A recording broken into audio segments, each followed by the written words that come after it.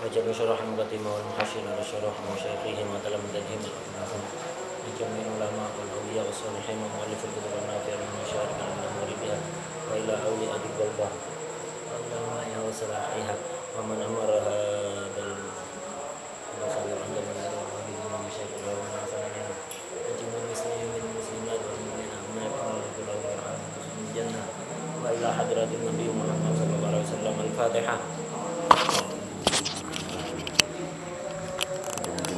إياك نستعين اهدنا الصراط المستقيم صراط الذين أنعمت عليهم غير المغضوب عليهم ولا الضالين آمين. Sampai apa?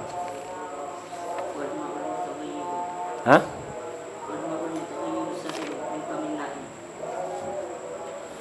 Bismillahirrahmanirrahim. Alhamdulillahirabbil alamin wassalatu wassalamu ala sayyidina wa maulana Muhammad wa ala alihi wa sahbihi ajmain. Amma ba'd. Qala al-muallif al-Imam Abdullah bin Abdurrahman Tafadhal radhiyallahu anhu wa nafa'ana bi ulumihi wa bi ulumina wa bi ulumi sairi salihin fid dharani amin ya rabbal alamin. Fi kitabih al-muqaddimah al-hadramiyah ila anqal wal ma'ul mutaghayyirus sa'ilu min famin na'im.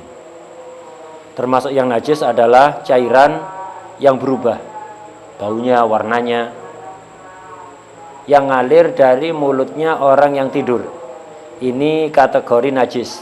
Tapi dengan catatan seperti di syarahnya itu, in tahaqqaqa kaunuhu minal ma'iddah. Kalau diyakini itu keluar dari lambung. Wa illa fatahir. Kalau tidak yakin, maka hukumnya suci.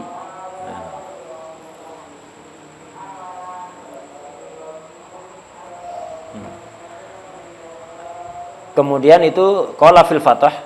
Fathah di sini Fathul Jawad. Fathul Jawad itu kitab karangan Imam Ibnu Hajar. Kata Imam Ibnu Hajar, tafsir tadi itu berlaku. Artinya cairan yang keluar dari mulutnya orang yang tidur itu ketika berubah, jika diyakini dari lambung maka najis. Jika tidak yakin maka suci. Walau natinan wa asfar. Walaupun baunya sangat busuk, walaupun warnanya kuning. Kata Imam Ibnu Hajar, kalau enggak yakin dari lambung maka hukumnya suci. Kalau yakin dari lambung, najis. Tidak yakin dari lambung, hatta baunya busuk, menyengat, hatta warnanya kuning, tetap apa? Suci. Kalau tidak yakin dari lambung. Itu menurut Imam Ibnu Hajar. Zahirnya apa? Zahirnya matan wal ma'ul mutaghayyir itu as-sa'il min famin na'im. Zahirnya matan ini kalau berubah, jadi cairan yang keluar dari mulutnya orang tidur kalau berubah misalnya kuning, baunya menyengat ya, busuk baunya, nah, itu langsung divonis najis. Dan ini senada dengan apa yang disebutkan oleh Imam Romli. Imam Romli itu di dalam kitab Nihayah mengatakan wal ma'ul sa'il fi famin na'im itu najisun ingkana minal ma'idah. Kalau dari lambung itu najis. Contohnya dari lambung, ka'an kharaja muntinan bisufrah, seperti warnanya kuning dan baunya busuk. Jadi kalau zahirnya kalamnya Imam Romli, kalau udah kuning dan warnanya busuk, tidak bisa diragukan lagi itu berarti dari lambung. Makanya dikomentari oleh Ainshin, qauluhu ka'an kharaja qadiyatuhu annahu ma'annatan wa sufra yukta bi annahu minal ma'idah wa la yakunu min mahalli syak. Jadi kata Syekh Ali Sabro Malisi, kalau keluarnya itu kuning dan baunya busuk, menyengat, maka dipastikan dari lambung. Tidak bisa diragukan, sudah najis sudah. Kalau Ibnu Hajar kan tidak kan ya. Pokok hatta warnanya kuning, busuk, baunya, kalau tidak yakin dari lambung ya suci. Kalau yakin baru jadi sulit memastikan. Ya apa cara memastikan? Kalau kita ngikuti pendapat Imam Ibnu Hajar sulit memastikan. Ya apa caranya memastikan itu? Kalau Imam Romli enggak, pokok kalau udah baunya kuning dan busuk baunya dipastikan dari lambung sehingga hukumnya najis. Biasanya keluar ini kalau enggak bantalan tidurnya. Sehingga posisi apa? Kepala itu lurus dengan lambung atau malah lebih rendah. Nah, itu rawan dari lambung. Tapi kalau lebih tinggi insya Allah tidak dari lambung.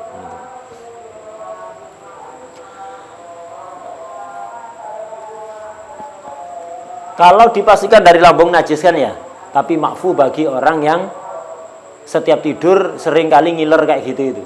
Jadi kalau tidur ngiler, yang ilernya itu bau kuning, bau busuk dan warnanya kuning. Diyakini dari lambung. Hatta diyakini dari lambung, kalau itu sering maka makfu. Kemudian kita lanjut. Wa maniyul kalbi wal khinziri wal mutawallidi min ahadihima, termasuk yang najis maninya anjing, babi dan hewan blasteran dari salah satunya. Nah, ini wadah ini. Anjing dan babi itu semua bagiannya najis termasuk maninya. Walabanu malayu kalulahmuhu, air susunya hewan yang tidak halal dimakan dagingnya itu najis. Kalau hewan yang halal dimakan dagingnya suci, kayak sapi, kambing, kuda, kerbau, susunya itu suci. Kenapa? Hewannya boleh dimakan. Kalau hewannya tidak boleh dimakan, susunya najis, susunya singa, susunya keledai. Singa tidak halal dimakan dagingnya, keledai tidak halal dimakan dagingnya, maka air susunya itu najis. Najis. Kalau hewan yang halal dimakan dagingnya apa? Suci. Tapi ada hewan, hayawan itu maksudnya makhluk hidup. Illal adamnya, kecuali manusia. Manusia dagingnya halal dimakan apa enggak? Enggak halal kan? Harusnya sesuai kaidah air susu semua makhluk hidup yang dagingnya tidak halal dimakan adalah najis. Manusia dagingnya tidak halal dimakan berarti air susunya najis, harusnya begitu. Tapi tidak dikecualikan. Untuk manusia walaupun dagingnya tidak halal dimakan, air susunya suci. Sehingga halal dikonsumsi. Diperjualbelikan bisa apa enggak? Bisa aja. Ya, diperjualbelikan ASI itu boleh. Dikonsumsi boleh.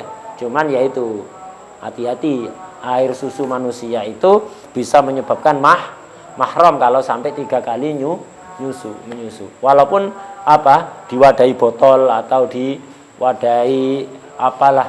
Nah, itu tetap akan menyebabkan mahram.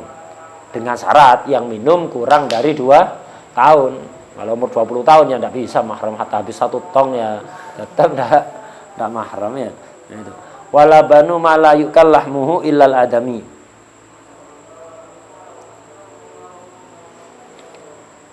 Nah, itu maninya anjing dan babi najis. Amma maniul hayawan ghairil kalbi wal khinzir wa ma tawallada min ahadihima wal alaqatu wal mudghatu wa rutubatul farji fatahiratun.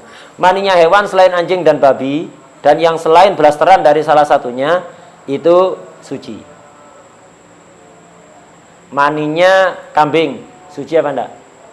Suci. Maninya sapi suci. Maninya singa suci. Ya. Maninya singa suci. Maninya keledai suci. Kalau susunya najis ya. Nah, jadi ada sedikit perbedaan antara susu dengan mani. Kalau air susu menentu suci dan najis adalah tidak melihat hewannya najis atau suci, tidak. Melihat hewannya halal dimakan atau tidak. Kalau hewannya halal dimakan, air susunya suci. Kalau hewannya tidak halal dimakan, dagingnya tidak halal dimakan, susunya najis. Walaupun hewannya hewan suci, singa hewan suci apa enggak? Hewan suci. Keledai hewan suci apa enggak? Suci. Tapi apa halal dimakan? Tidak halal dimakan. Maka air susunya najis. Itu kalau ASI. Kalau mani menentukannya tidak melihat dagingnya halal dimakan apa enggak, tapi melihat hewannya najis atau tidak. Kalau hewannya najis, maninya najis. Kalau hewannya suci, maninya suci. Hewan yang najis hanya 3. Anjing, babi atau blasteran dari salah satunya ya. Nah, maninya ini saja yang najis. Maninya singa walaupun dagingnya tidak halal dimakan suci. Maninya keledai suci dan demikian seterusnya. Amma maniul hayawan ghairil kalbi wal khinzir wa ma tawallada min ahadima. Jadi maninya hewan selain anjing dan babi dan yang blasteran dari salah satunya tak lompat fatahiratun suci. Termasuk yang suci juga alaqah wal mudghah. Alaqah itu suci, segumpal darah. Segumpal daging calon bayi itu suci, asal dari hewan yang suci. Kalau alaqahnya anjing ya najis, alaqahnya babi najis, alaqahnya manusia atau mudghahnya, alaqahnya binatang yang seperti keledai, singa, sapi itu suci. Tapi suci itu bukan berarti boleh dimakan ya. Nah, suci alaqah dan mudghah ini suci. Pokok selain dari anjing dan babi. Ini alaqah dan mudghah. Kemudian rutubatul farji, cairan kemaluan. Ini juga suci. Cairan kemaluan itu sering disebut dengan cairan keputihan. Perempuan biasanya keluar cairan kemaluannya. Itu hukumnya suci. Ada khilaf antara Imam Ibnu Hajar dan Imam Romli untuk menentukan cairan kemaluan ini. Yang suci yang mana, yang najis yang mana. Jadi cairan yang keluar dari kemaluan perempuan disebut dengan rutubatul farj. Bukan haid, bukan darah haid. Cairan misalnya warnanya bening atau warnanya itu misalnya putih kayak warna susu begitu ya. Atau kayak ingus hijau misalnya ya. Nah, itu. Jadi cairan yang keluar dari kemaluan perempuan ini suci apa najis? Ada yang suci, ada yang najis. Kalau dari zahir suci, karena mirip dengan keringat. Keringat suci apa enggak? Walaupun keringatnya kemaluannya, pas panas-panas kemaluannya keringatan, keringatnya suci. Jadi cairan kemaluan itu kalau keluarnya dari area luar suci, karena mirip keringat. Kalau keluarnya dari dalam najis dan membatalkan wudu. Kalau dari luar suci tidak membatalkan wudu. Kalau dari dalam suci membatalkan wudu. Kalau Imam Romli simpel menentukan luar dan dalam. Luar itu artinya area yang kelihatan kalau jongkok. Jadi perempuan kalau jongkok, area yang kelihatan dari kemaluannya itu namanya luar. Lah cairan itu kalau keluar dari area itu yang kelihatan ketika duduk jongkok, itu hukumnya suci karena berhukum seperti keringat. Suci dan tidak membatalkan wudu. Tapi kalau dari area yang tidak kelihatan ketika jongkok, maka najis sekaligus membatalkan wudu. Itu menurut Imam Romli. Jadi ukuran luar dan batin, zahir dan batin, pokok kalau kelihatan mayadhar indal julus liqadail hajah. Julus indal qadail hajah itu maksudnya jongkok. Kalau keluarnya dari area yang kelihatan ketika jongkok itu suci. Kalau dari dalam yang tidak kelihatan ketika jongkok itu najis dan membatalkan wudu. Kalau ragu, ya apa? Enggak tahu kan, dari dalam apa dari luar. Kalau yakin dari luar suci, yakin dari dalam najis. Kalau ragu dari luar apa dari batin, maka suci. Kenapa? Sesuai kaidah dulu, nahnu la nunajjis bisyak. Kita tidak akan menghukumi najis dengan keraguan. Yakin dari luar suci, yakin dari dalam najis. Tidak jelas, ragu dari dalam apa dari luar, berarti suci. Itu Imam Romli, simple, tafsirnya hanya dua. Dari zahir najis suci, dari batin najis. Imam Ibnu Hajar sedikit berbeda karena versi Imam Ibnu Hajar tafsirnya itu 3. Ya apa? Kalau dari luar suci, sepakat kayak Imam Romli. Kalau dari luar suci. Luar itu apa ya tadi itu? Bagian yang kelihatan ketika jongkok itu suci dan tidak membatalkan wudu. Yang keluar dari batin, Imam Romli bagaimana? Langsung divonis apa? Najis. Ibnu Hajar yang dari batin ditafsir 2. Jadi kalau yang dari batin, Imam Romli langsung najis. Batin itu apa? Yang tidak kelihatan ketika jongkok. Itu najis dan membatalkan wudu. Kata Imam Ibnu Hajar, oh tidak begitu. Yang dari batin ditafsir 2. Kalau batinnya tidak terlalu, dalamnya tidak terlalu, tetap suci. Kalau batinnya sangat, maka najis. Ya apa ukurannya ngukur ini dari batin tidak terlalu atau batin sangat batin? Ukurannya adalah yasiluhu zakarul mujami amla. Terjangkau oleh zakarnya orang yang jima apa enggak? Kalau keluarnya dari area yang masih terjangkau oleh Mr. P, tentunya yang standar SNI. Nggak tahu standar SNI berapa. Jadi kalau keluarnya dari batin tafsir 2 kata Ibnu Hajar. Kalau keluarnya dari batin, artinya nggak kelihatan ketika jongkok, cuman masih terjangkau oleh Mr. pi, oleh ledakannya orang yang jima, maka suci. Tapi kalau keluarnya lebih dari situ, tidak terjangkau oleh ledakan mujame, maka itu najis. Kalau ragu, sama kayak Imam Romli, hukumnya suci. Itu tafsirnya Imam Ibnu Hajar. Jadi untuk zahir sepakat suci. Ya. Untuk batin Imam Romli langsung najis. Ibnu Hajar tafsil ada 2.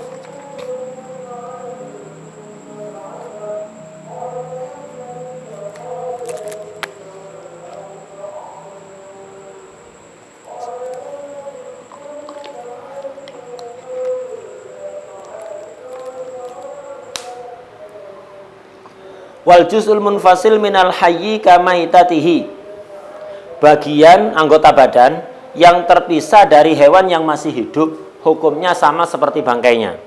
Kalau bangkainya najis, maka bagian badan yang terlepas dari hewan itu, walaupun hewannya masih hidup, bagian yang terlepas itu ngikuti bangkainya. Kalau bangkainya najis, bagian yang terlepas najis. Kalau bangkainya suci, bagian yang terlepas juga suci. Hewan yang bangkainya najis apa?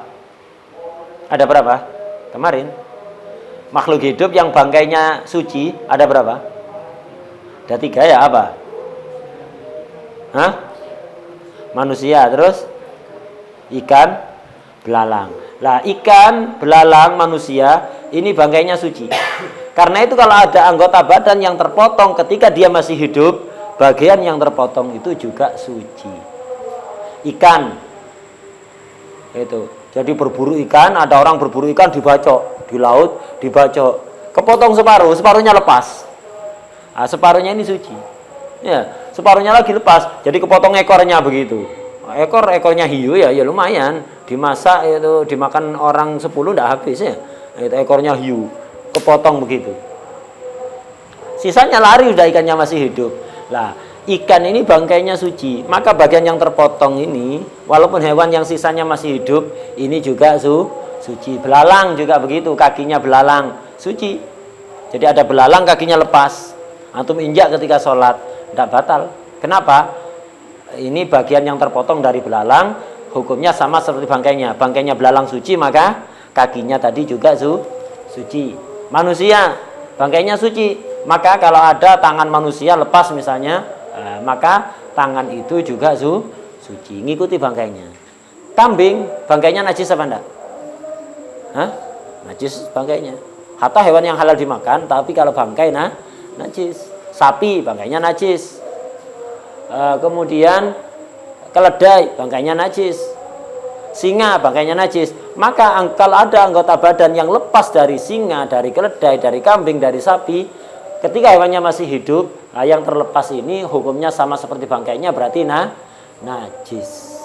Ayam misalnya, ada ayam dilempar dengan pisau, kena kakinya lepas, kakinya terpotong ya. Ayamnya masih hidup, kakinya ini sama seperti bangkainya ayam, berarti apa? Najis. Tidak bisa, wah san ini buat sop ya. Buat perasa sop tidak bisa, najis. Walaupun kemudian ayamnya antum beleh. Nah, ini yang lepas tadi itu tidak ikut halal. Yang halal ya ayam yang sisanya yang dibelah itu ya. Kakinya tadi tidak halal. Ini kaidahnya.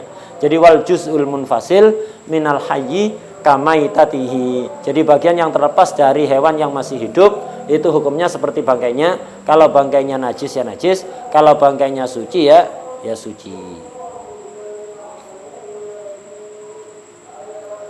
Kecuali ada beberapa pengecualian. Walaupun bangkainya najis, tapi bagian yang terlepas itu tetap suci. Ada pengecualian apa? Illa sya'ral ma'kuli. Kecuali bulunya hewan yang halal dimakan. Kayak ayam. Ayam halal dimakan apa enggak? Halal dimakan. Kalau kepotong kakinya sama kayak bangkai. Bangkainya ayam najis, maka kaki yang terpotong tadi najis. Kalau bulunya enggak. Kalau bulunya tidak melihat bangkainya najis apa enggak, tapi melihat hewannya halal dimakan apa enggak. Ayam halal dimakan, maka bulu yang dicabut itu suci. Asal enggak ada bagian daging yang ikut ke yang dicabut tadi itu. Jadi burung yang halal dimakan, ayam yang halal dimakan, antum cabut bulunya untuk apa? Garuk ke telinga. Nah, ini najis apa suci? Suci, asal enggak ada bagian kulit atau dagingnya ayam yang ikut ke bulu tadi. Lo ada merah-merahnya di dalam, tidak ada masalah. Yang penting jangan ada daging yang ada nempel di bulu tadi itu. Daging atau kulit. Kalau ada daging atau kulit ngikut ke situ, najis sudah.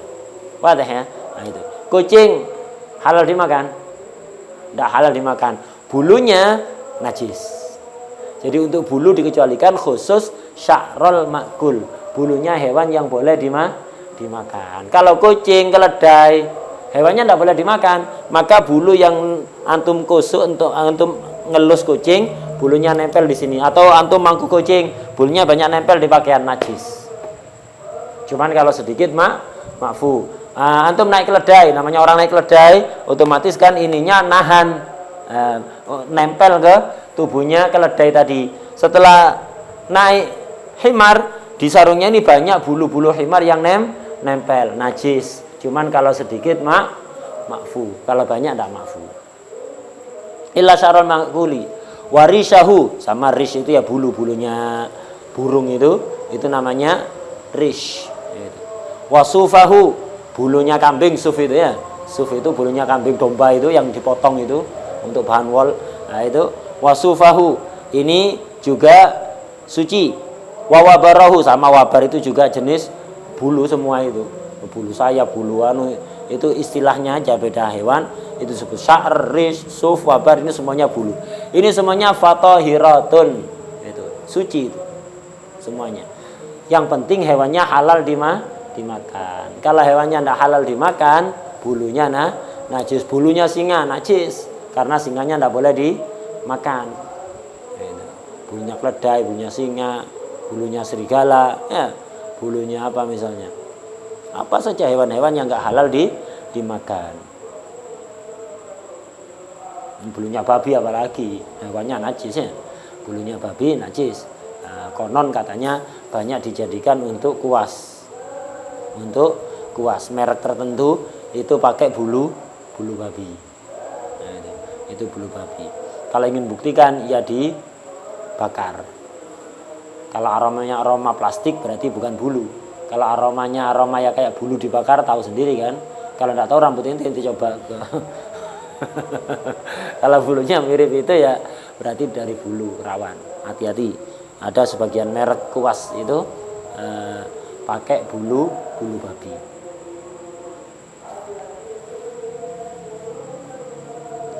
Wala yadhuru syai'un minan najasat illa salasat asya, itu. Illa salah satu asya. Jadi sebelum ke situ ada beberapa masalah di sarahnya itu. Sebelum wala yadhuru itu ada walau syukka fi sya'rin ahwa mim ma'kulin au ghairihi.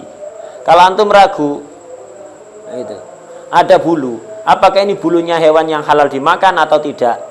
Awin fasala min hayyin aw mayyitin, lepasnya ketika hewannya masih hidup atau ketika hewannya sudah mati. Kalau hewannya sudah mati kan bangkai, bulunya otomatis mutlak najis. Kalau bulunya itu lepas dari hewan yang masih hidup, kan lihat-lihat. Kalau hewannya halal dimakan, maka bulunya suci. Kalau hewannya tidak halal dimakan, maka bulunya najis. Ini tidak jelas. Terus ini dari hewan yang halal dimakan apa enggak? Tidak jelas. Itu tidak jelas. Ya apa, kayak kemucing ya. Kemucing yang untuk bersihkan kaca atau apa itu. Itu kan kadang bulunya ayam atau bulunya apa begitu ya. Apa antum tahu itu ayam yang di sembelih dengan sah apa enggak? Tahu apa enggak? Enggak tahu. Nah, ini apa hukumnya ini? Kalau ini dari hewan yang disembelih dengan sah, ayam yang disembelih dengan sah atau dicabuti ketika hidup, maka suci bulu itu. Tapi kalau diambil dari ayam yang mati dengan tanpa penyembelihan yang sah, maka najis. Antum enggak tahu. Atau misalnya punya apa gitu, ada bulu ya untuk kepuncing itu misalnya, tidak jelas ini bulunya apa.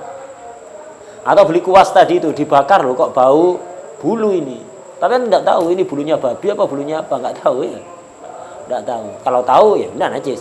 Nggak tahu ini bulunya apa, ini nggak tahu bulunya babi apa bulunya kuda misalnya. Kalau bulunya babi najis, kalau bulunya kuda bisa suci asal diambil dari hewan yang kuda yang disembelih atau diambil ketika masih hidup. Ya, kalau diambil ketika kudanya sudah mati, maka najis. Ya apa hukumnya hal-hal yang nggak jelas kayak gini ini? Hukumnya fatahirun, hukumnya suci. Kemucing tadi itu suci, tidak usah ragu-ragu sudah ya. Suci. Kenapa? Idil aslufi atau hukum asalnya suci.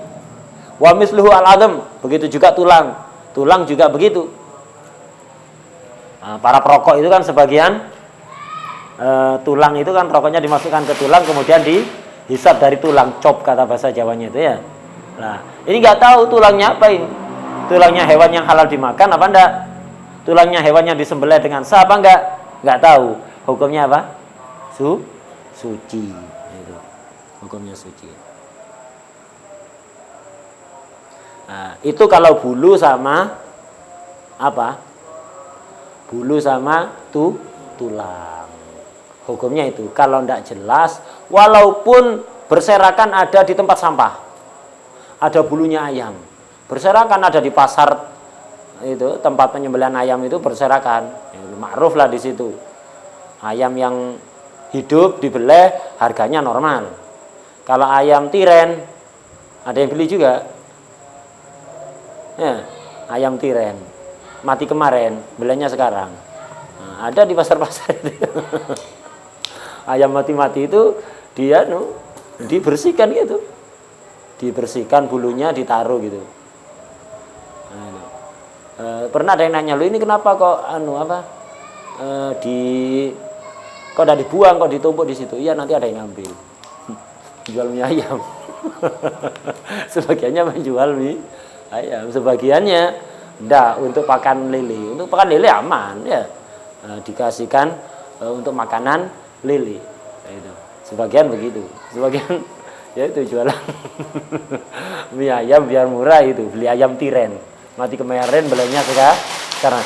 Lah bulu yang ada di pasar ini antum enggak tahu, berserakan misalnya antum setelah pasar tutup, masuk ke pasar itu banyak bulu-bulu. Berserakan ada di tempat sampah. Ini nggak tahu ini bulu yang dari ayam yang disembelih dengan sah atau yang ayam tiren tadi itu. Tidak jelas kan ya? Maka hukumnya apa? Suci. Atau tulangnya suci.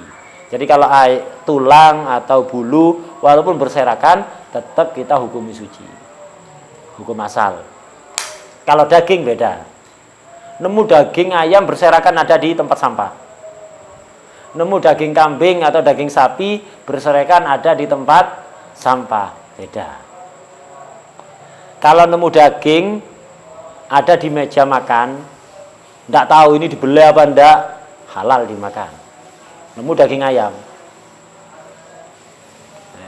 tidak tahu ini dibeli dengan siapa, atau dipajang di etalase warungnya, atau di penjual-penjual itu, penjual-penjual sayur itu, ada ayam sudah potong-potong. Apa antum tahu itu belinya siapa enggak? Dengan penelitian kemarin 80% rata-rata enggak sah. Ini antum enggak tahu, udah potong-potong. Kalau belum dipotong kan tinggal ngecek kan lehernya kan ya. Nah, ini ayamnya udah terpotong-potong di penjual sayur itu. Dipajang ada di mejanya itu. Nah, kalau daging beda. Kalau daging kalau berada di tempat terhormat seperti taruh di meja, dipajang untuk dijual, dan di situ orangnya muslim, kita husnudzon ini dibeli dengan sah, karena itu tidak usah nanya. Kalau secara fikih-fikih aja itu hukumnya halal kalau berada di tempat terhormat. Apalagi antum disuguhi ya, ke rumah orang disuguhi ayam goreng, ayam kecap atau apalah, lebaran itu ketupatnya lauknya ayam. Nah, tidak tahu kan antum ini penyembelihannya sah apa enggak. Maka kalau secara fikih ini halal karena muslim, tidak mungkin lah bangkai disuguhkan orang ya. Nah, dan tempatnya terhormat. Beda kalau nemu daging ayam berserakan ada di tempat sampah, tidak jelas sudah potongan-potongan gitu. Atau daging kambing, daging sapi berserakan ada di tempat sampah. Hatta di Pasuruan, tempat muslim, berserakan ada tempat sampah. Atau pinggir jalan begitu berserakan ada di tanah begitu. Nah, maka antum tidak bisa di sini pakai konsep husnudzon berarti ini Pasuruan ya berarti ini daging halal. Enggak. Kenapa? Kalau seandainya daging itu halal tidak bakalan berserakan. Kemudian besar. Kalau berserakan daging halal apa enggak? Enggak. Kalau berserakan di pinggir jalan apalagi di tempat sampah, dohirnya berarti bangkai. Ya. Atau dibuang di selokan itu akhirnya bangkai sudah. Husnudzon ada di Pasuruan ini, mungkin punyanya orang dibawa kucingnya, terus jatuh ke sungai atau di pinggir jalan, tidak bisa kalau berserakan. Kalau bulu sama tulang, iya, karena kalau bulu sama tulang biasa dibuang, hatta halal ya, biasa dibuang, tapi kalau daging tidak biasa dibuang itu. Nah, karena itu tidak halal. Bikhilafi qit'ati lahmin, diannya itu juhila tadqiyatu ma hiya minhu. Jadi beda dengan sepotong daging yang tidak diketahui penyembelihannya. Nah, kenapa? Penyembelihannya benar apa enggak, atau dibelai atau tidak? Nah, ini tidak sama dengan bulu sama tulang tadi. Kenapa? Idil aslu fihi adamut tadqiyah. Karena hukum asal kalau apa?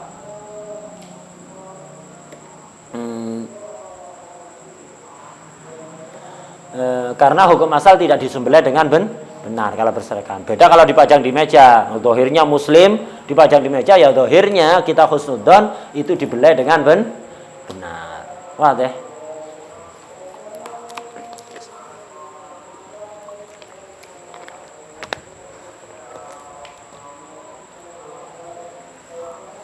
Ada soal?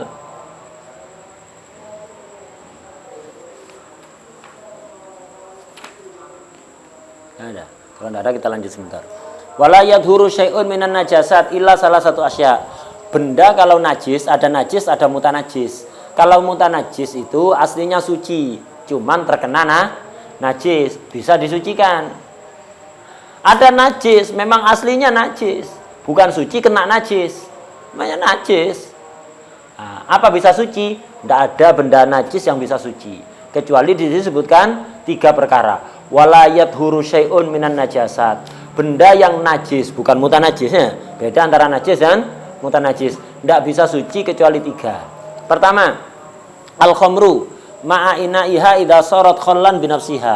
Khamr beserta wadahnya ketika jadi cuka dengan sendirinya. Artinya jadi cuka dengan sendirinya, tidak dicampuri apapun. Ya, tidak dicampuri apapun. Walaupun dipindah dari tempat yang panas ke yang sejuk, atau sebaliknya dari tempat yang sejuk ke yang panas, tidak ngefek kalau itu. Yang penting jangan kecampuran apapun ya. Jangan kecampuran apapun. Walaupun yang nyampur itu perkara suci. Nah, kalau seperti itu tidak bisa suci sudah. Jadi khomer dikasih gula. Nah, gulanya mutanajis. Nanti ketika jadi cuka, khomernya suci, gulanya tetap mutanajis, nanti jadi najis lagi. Ya. Nah, itu jadi yang bisa suci itu khomer yang jadi cuka dengan sendirinya. Tak artinya tanpa dicampuri apapun. Ya. Nah, tanpa dicampuri apapun. Oh, ini jadi cuka gara-gara taruh kulkas, tidak ada masalah. Yang penting nggak kecampuran apa-apa. Jadi taruh di botol, ditutup rapat, taruh kulkas. Akhirnya berubah jadi cuka. Udah, suci sudah. Kalau udah jadi cuka suci, asalkan dengan sendirinya. Artinya dengan sendirinya tidak dicampuri benda apapun, baik najis atau suci. Ketika khomer itu jadi cuka suci, bukan hanya khomernya, ma'inaiha beserta wadahnya. Ini misalnya wadah botol, suci kan nasinya kan ya. Tak isi khomer. Begitu tak isi khomer, khomernya apa? Najis kan? Botolnya di dalamnya mutanajis. Jadi cuka, khomernya jadi suci. Lah botolnya kan mutanajis, belum dicuci ya. Apakah tidak ikut suci botolnya? Kalau botolnya tidak ikut suci, tidak ada cuka suci nantinya. Nah, itu. Kenapa cukanya berubah jadi khomernya berubah jadi cuka suci, nempel di botol yang mutanajis, jadi mutanajis lagi loh, tidak bisa cuka suci akhirnya. Ya, darurat botolnya ngikut. Al-khamr ma'inaiha idza sarat khallan binafsiha. Maksud binafsiha seperti di sarahnya itu, min ghairi musahabati ainin ajnabiyah. Gitu. Tanpa dicampuri benda ajnabi. Kalau bendanya tidak ajnabi, tidak apa-apa. Gitu. Kalau benda tidak ajnabi, tidak apa-apa. Misal, apa contoh benda tidak ajnabi itu? Kayak anggur. Anggur ada bijinya apa enggak? Ada yang ada bijinya, ada yang enggak ada bijinya. Anggur diperes. Nah, ketika diperes, ada sari anggur dan sebagian bijinya itu ikut masuk ke situ. Ya. Sebagian bijinya ikut masuk. Tidak apa-apa itu, makfu itu. Karena bukan benda ajnabi. Atau sebagian kulitnya anggur itu ketika diperes ada yang ikut masuk, tidak apa-apa. Itu makfu, karena itu tidak ajnabi. Beda kalau antum masuki benda lain, walaupun bendanya benda padat. Antum masuki kelereng, ya. Khomer dalam botol, antum masukin ke lereng. Setelah itu jadi cuka, najis ini, tidak bisa suci cukanya. Kenapa? Lerengnya tadi mutanajis. Khomernya jadi cuka suci, tapi nempel di benda mutanajis, seketika jadi suci. Jadi apa? Mutanajis. Wadah ya. Ini yang pertama. Yang kedua, benda najis yang bisa suci. Wal jildul mutanajis bil maut. Kulit yang menjadi najis gara-gara mati. Itu bisa suci. Dengan cara apa? Dengan cara disamak, yaitu wayat huru bidtabghi zahiruhu wa batinuhu. Bisa suci dengan cara disamak, zahirnya maupun batinnya. Zahir itu yang khilaf dalam mengartikan zahir dan batin. Nah, itu. Intinya zahir dan batin sama-sama suci ketika sama. Tapi kulit yang bisa suci dengan cara sama apa? Kulit yang menjadi najis gara-gara mati. Kulitnya singa ketika hidup suci apa najis? Suci kan? Karena hewannya suci. Karena itu selama singanya masih hidup, kulit yang ada di singa itu suci. Kalau mati baru najis. Sapi ketika sapinya masih hidup, kulitnya suci apa najis? Suci. Kalau mati tanpa disembelih dengan benar, maka kulitnya menjadi najis lah. Kulit-kulit yang mutanajis bil maut, kulit yang menjadi najis gara-gara matinya, najisnya gara-gara mati. Ini bisa suci dengan cara disama. Adapun kulit yang memang asli najis, bukan karena mati, memang asli najis, tidak bisa disama itu, tetap najis. Contoh kulitnya anjing, ketika hidup najis apa enggak?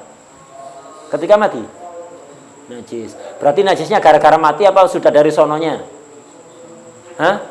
Ini najisnya sudah dari pusat, paham ya? Najisnya sudah dari pusat, bukan karena mati. Babi juga begitu. Babi kalau masih hidup kulitnya najis apa suci? Najis. Kalau udah mati, ini najis. Najisnya bukan gara-gara mati. Lah ini antum sama, tetap najis. Wadah ya. Yang bisa suci apa? Al jildul mutanajis bil maut, kulit yang menjadi najis gara-gara mati. Cara mensucikannya wayat huru bidtabghi, sucinya dengan cara disamak. Menyamak itu apa sih? Menggosok kulit dengan benda apapun yang rasanya kelat. Kelat, bahasa Indonesianya kelat. Kata bahasa Jawanya sepet, bahasa Indonesianya kelat. Bahasa Jawanya sepet, bahasa Maduranya pakak. Ngerti sepet? Ngerti kelat? Kayak salak masih belum tua. Salak belum waktunya dipanen, bukan salak pondok. Kalau salak pondok kecut nanti ya. Salak yang salak lokalan itu, yang bukan salak pondok. Itu kalau belum waktunya dipanen, antum makan coba. Kayak gimana gitu ya. Atau jambu belum mateng, masih belum waktunya diambil, jambu antum makan. Itu kan rasanya kayak itu namanya kelat itu. Atau kalau antum ingin buktikan gampang, kulitnya jambu coba sudah ya. Bukan kulit, daun jambu lah itu namanya kelat itu. Ya, bukan pahit, bukan. Kelat. Kenapa sih? Sesuatu yang kelat itu bisa nyerap cairan. Makanya antum kalau makan makanan yang kelat, itu mulut jadi kering. Kalau sahur jangan makan makanan yang rasanya kelat. Sahur, habis minum, makan salak yang belum waktunya dipanen. Haus antum seharian ya. Jadi benda yang rasanya itu kelat, sebet, pakak, itu bisa nyerap cairan. Kulit itu, kenapa sih kok najis kulit bangkai itu? Bisa suci kulit yang najis, kulit bangkai yang najis bisa suci ketika disamak. Iya, karena kalau disamak dengan sesuatu yang kelat tadi itu, cairan-cairan yang membuat kulit ini busuk menjadi bersih. Sehingga nanti tidak busuk. Wadah ya. Jadi cairan-cairan yang ada di kulit yang berakibat, yang bisa menyebabkan kulit lemak yang ada di permukaan kulit, cairan-cairan yang ada di kulit itu kalau digosok pakai sesuatu yang kelat akan terhisap, terserap, menjadi kering. Nanti dijemur, setelah itu tidak busuk. Ketika dibuat orang zaman dulu, kulit itu diperlukan untuk pakaian, untuk wadah minuman, itu diperlukan. Sama sekarang tidak perlu dipakai kulitnya, jarang dipakai, paling pakai rebana ya. Jadi pakai rebana itu, rebana hadro dari kulit bangkai, bisa apa enggak? Bisa, asal disamak dulu ya, asal disamak. Enggak busuk. Tapi kalau kulit bangkai langsung dijemur di matahari gitu aja, nggak disamak, nanti bisa busuk nanti, terutama ketika lembab. Wah deh ya. Nah, ini. Jadi suci dengan cara disamak. Nyamak itu menggosok permukaan kulit dengan sesuatu yang rasanya kelat. Ketika disamak, yang suci apa? Zahiruhu wa batinuhu. Yang zahir maupun yang batin. Apa itu zahir? Malakahud dabir di sarahnya itu. Yang bersentuhan langsung dengan alat nyamaknya. Contoh, ini kulit sapi misalnya, bangkai. Sapinya mati, tidak disembelih dengan benar. Ini yang ada bulunya. Di sini, yang bawah ini, bagian yang ada bulunya. Ini yang nempel tadinya dengan daging. Kemudian dikuliti kan ya? Dikuliti, yang di sini ada lemak-lemaknya ya. Yang disamak yang mana? Yang nempel ke daging tadi ya. Yang ada bulunya tidak usah disamak. Lah, zahir itu ini yang nempel dengan daging tadi itu. Nah, ini namanya zahir, yang langsung bersentuhan dengan alat penyamak. Batinnya suci juga. Batin itu apa? Malam yulakihi min ahadil wajhain au ma bainahuma. Batin itu yang enggak bersemu, yang apa? Yang enggak digosok dengan alat penyamak. Bagian yang ada bulunya di sini ini, tempatnya tumbuhnya bulu itu enggak digosok kan? Itu juga ikut suci. Kemudian sela-selanya, kan kulitnya mungkin tebel ya. Yang disamakan permukaannya saja, bagian dalamnya apa disamak? Nah, itu juga batin. Jadi zahir itu yang digosok, itu namanya zahir suci. Batin yang dibaliknya, itu juga suci. Tengah-tengahnya itu juga suci. Wow deh. Nah, ini Imam Ramli punya definisi sendiri. Zahir itu ya yang ini tadi, yang digosok, yang atas ini, bawah ini juga zahir suci. Batin yang tengah-tengahnya suci. Hukumnya sepakat, cuman beda dalam mendefinisikan zahir dan batin saja. Kemudian ini nyamak. Jadi nyamak itu sekali lagi bisa mensucikan kalau menggunakan sesuatu yang kelat. Nah, kalau ada cairan kimia bisa menghilangkan busuknya kulit itu tadi, tapi rasanya tidak kelat. Apa mencukupi? Tidak mencukupi. Kecuali menurut Sayyid Umar Basri. Kalau menurut Sayyid Umar Basri, tidak harus kelat. Pokok apapun yang bisa menghilangkan busuknya kulit, walaupun itu misalnya cairan kimia misalnya, dan terbukti menghilangkan busuknya kulit itu, sehingga nanti ketika direndam di air tidak busuk, ya bisa mensucikan. Itu menurut Sayyid Umar Basri yang punya Hasyiah Tuhfah, muridnya Imam Ibnu Hajar. Sayyid Umar Basri. Selainnya tidak bisa suci. Harus yang rasanya kelat.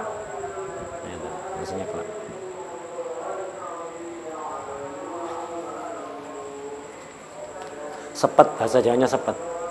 Sepet itu dalam bahasa Jawa bisa bermakna dua ya. Lafaz mustarok sepet itu. Ada sepet itu rasa kelat tadi itu, ada sepet kulitnya kepala. Kulitnya apa? Kelapa. Antum tahu kulitnya kelapa? Kulitnya kelapa kan ada dua lapis kan ya. Yang luar yang ada serabutnya itu, dan yang dalam yang keras itu. Nah, sepet itu yang kulit kelapa yang ada serabutnya itu ya. Yang luar, yang ada serabutnya itu namanya sepet. Rasa kelat itu juga sepet dalam bahasa Jawa. Mustarok. Lafaz mustarok. Zaman dulu banyak orang jualan sepet itu tadi, kulit kelapa yang luar itu. Untuk apa? Untuk cuci wajan, cuci panci yang gosong-gosong itu.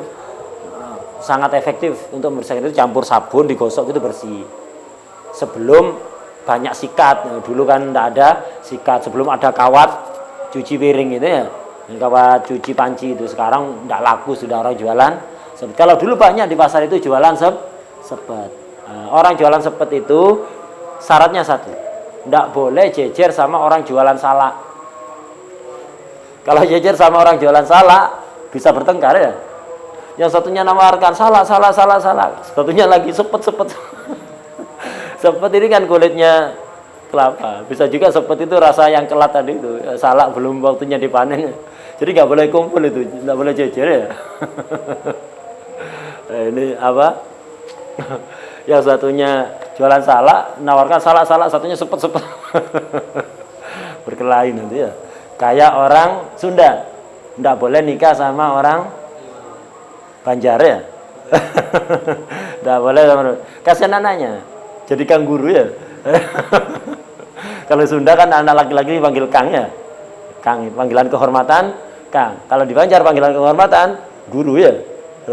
Lah kalau ayahnya sama ibunya satunya Sunda, satunya Banjar, nanti panggilannya Kang Guru. Jadi anaknya jadi Kang Guru ya. Jadi nggak boleh. Dengan Madura ada apa-apa, dengan Jawa ada apa-apa, dengan Makassar ada apa-apa ya. Itu nggak boleh dengan Banjar. Biar anaknya tidak jadi Kang Guru.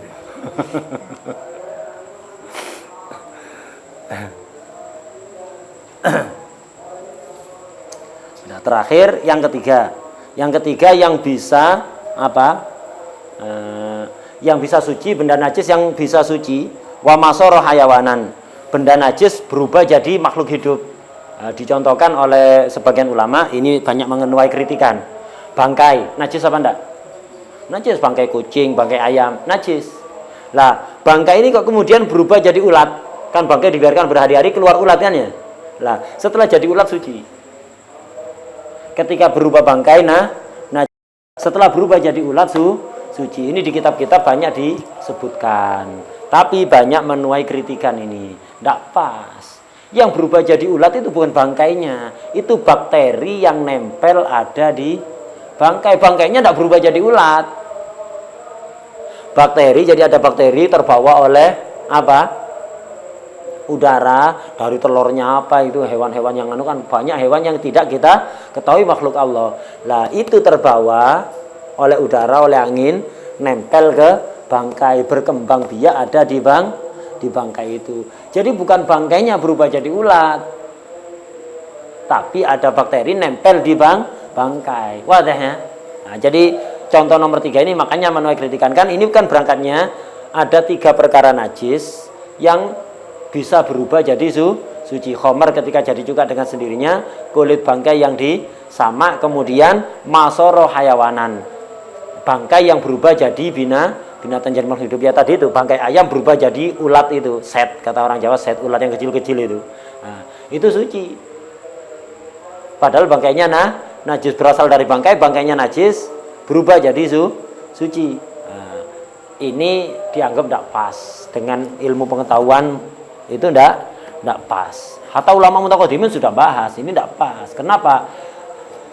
Ulat itu yang muncul di bangkai itu bukan nasya'a minal maitah, tapi nasya'a indal maitah.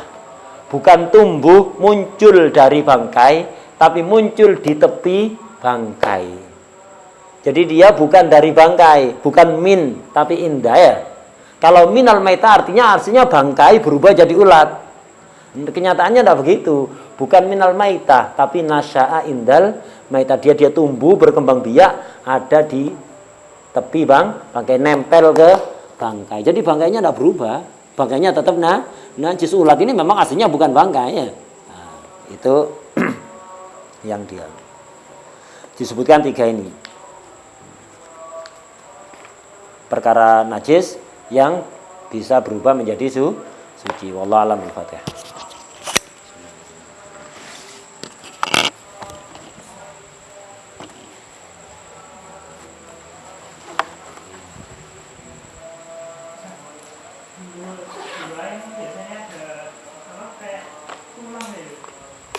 Apa? Itu bukan tulang ya, tempatnya bulunya. Ya itu tadi rish itu kan seperti itu, suci yang untuk garu-garu ini. Yang penting jangan ada kulit ayam atau daging ayam yang ketika dicabut ikut. Kalau ikut jadi najis semua. Ada merah-merah di dalam yang kayak tulang itu, tidak masalah. Ada lagi?